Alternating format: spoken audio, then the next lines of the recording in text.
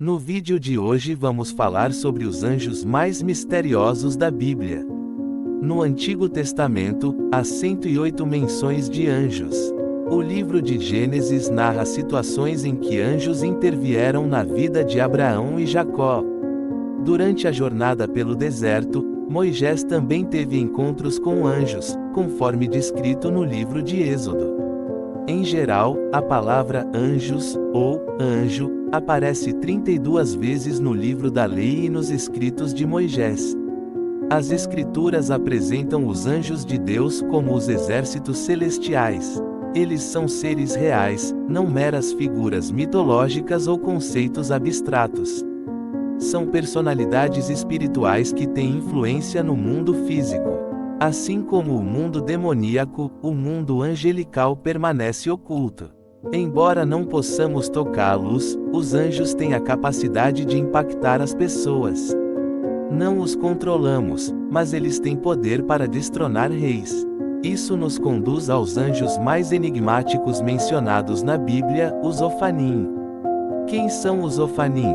O termo Ofanim, em hebraico antigo, se refere a rodas.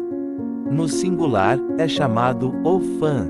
Embora as rodas sejam mencionadas em diversos trechos do Antigo Testamento, os Ofanim ganham destaque por estarem associados ao trono de Deus, conforme descrito na visão de Ezequiel. Durante um dos períodos mais desafiadores da história de Judá, conhecido como o exílio babilônico, viveu um profeta chamado Ezequiel. Em 597 a.C., Nabucodonosor conquistou Jerusalém, resultando na captura de Ezequiel e outros 10.000 prisioneiros, que foram levados para a Babilônia.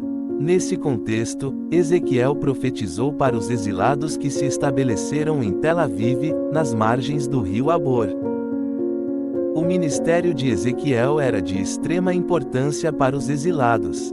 Aqueles que acreditavam e obedeciam às suas palavras encontravam a esperança de vida, enquanto para os desobedientes, havia o inevitável julgamento. Seu ministério revelou que, mesmo em meio ao severo julgamento, Deus ainda se comunicava com eles. Embora enfrentassem as consequências de suas ações, não estavam abandonados. Enquanto Jeremias pregava a mensagem de Deus em Jerusalém, outra voz, a de Ezequiel, proclamava as palavras divinas para os exilados na Babilônia, informando-lhes sobre os planos do Altíssimo. Ambas as mensagens eram igualmente poderosas e relevantes.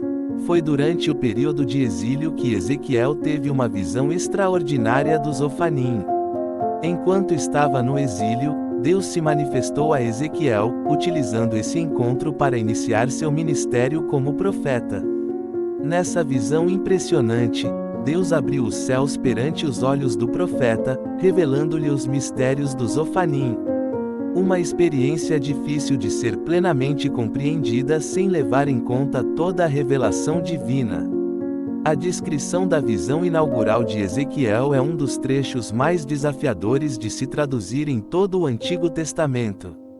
Ezequiel começa descrevendo o local onde estava quando teve essa visão extraordinária. No livro de Ezequiel capítulo 1, versículos 1 a 4, ele nos conta: no 30º ano, no 5º dia do 4º mês, eu estava entre os exilados junto ao rio Quebar, quando os céus se abriram, e tive visões de Deus. Foi no 5º dia do mês, no 5º ano do exílio do rei Joaquim, que a palavra do Senhor veio a mim, Ezequiel, filho do sacerdote Buzi, junto ao rio Quebar, na terra dos babilônios. Foi ali que a mão do Senhor estava sobre mim. Então, olhando, vi uma tempestade vindo do norte, uma nuvem enorme com relâmpagos, raios e um brilho intenso no centro do fogo, que parecia metal cintilante. Ezequiel se esforçou para descrever com palavras algo que não poderia ser plenamente compreendido ou explicado de forma clara. Ele utilizou figuras de linguagem e comparações para transmitir uma ideia da grandiosidade dessa visão. Ele menciona algo semelhante a um brilho metálico no meio do fogo. Na visão, Ezequiel observa uma nuvem sombria se aproximando do norte, repleta de relâmpagos e fogo, e dentro dessa nuvem, havia 4 seres luminosos brilhantes. Embora tivessem a aparência de humanos, ficou evidente que não eram seres humanos comuns. Cada um deles tinha 4 faces diferentes, uma face humana, uma face de leão, uma face de boi e uma face de águia. Ezequiel não registra os nomes dessas criaturas em Ezequiel capítulo 1, no entanto, mais adiante, no capítulo 10, ele os identifica como querubins. Ezequiel capítulo 1, versículos 5 a 7 relata: no centro da tempestade, vi o que pareciam ser 4 seres viventes.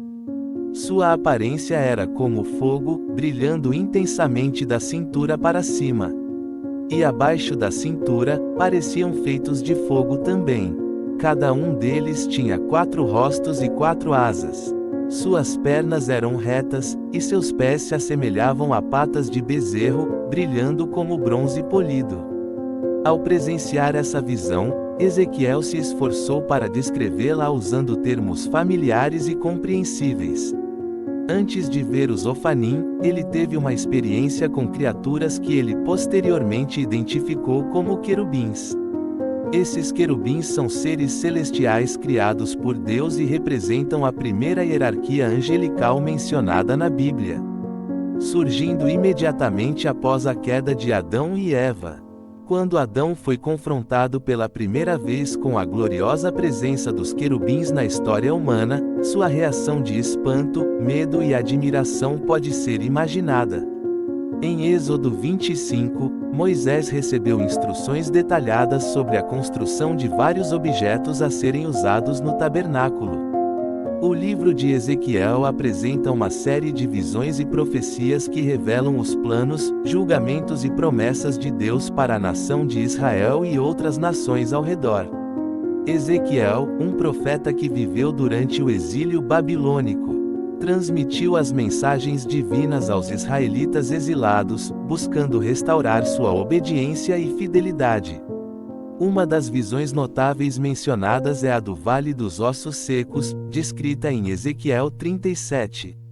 Deus mostra ao profeta um vale repleto de ossos secos, simbolizando a morte espiritual e a falta de esperança do povo de Israel.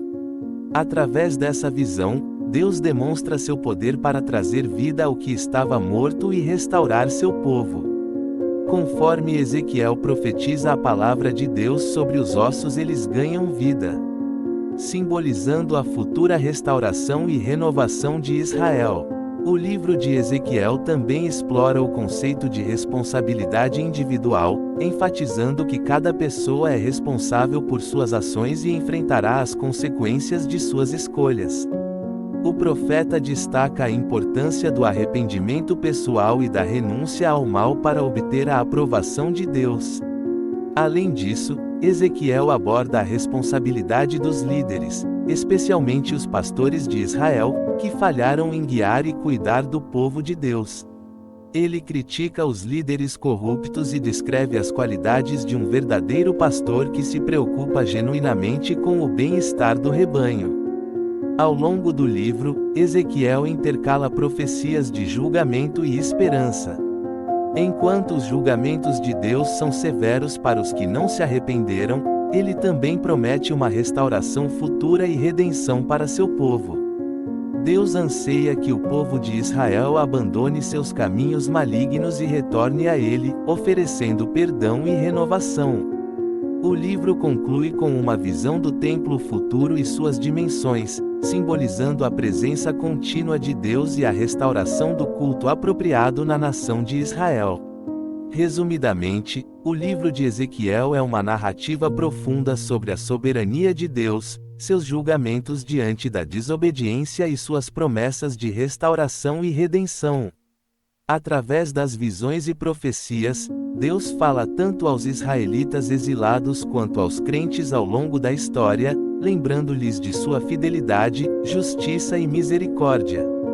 Isso nos encoraja a buscar o arrependimento, retornar a Deus e depositar nossa esperança em suas promessas de salvação e restauração através de seu Filho Jesus Cristo. Antes de encerrar, gostaria de convidar você a se inscrever em nosso canal, para receber mais conteúdos baseados na Palavra de Deus. Nosso objetivo é compartilhar mensagens de esperança, perdão e transformação, para que todos possam crescer em sua fé e relacionamento com o Senhor.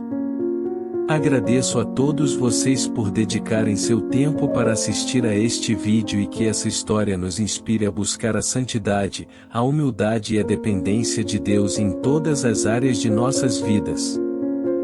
Continuem firmes na fé e não se esqueçam de compartilhar este vídeo com seus amigos e familiares, para que eles também possam ser edificados pela mensagem de redenção que encontramos na Palavra de Deus. Que a graça e o perdão de Deus estejam com todos vocês. Nos vemos em nosso próximo vídeo.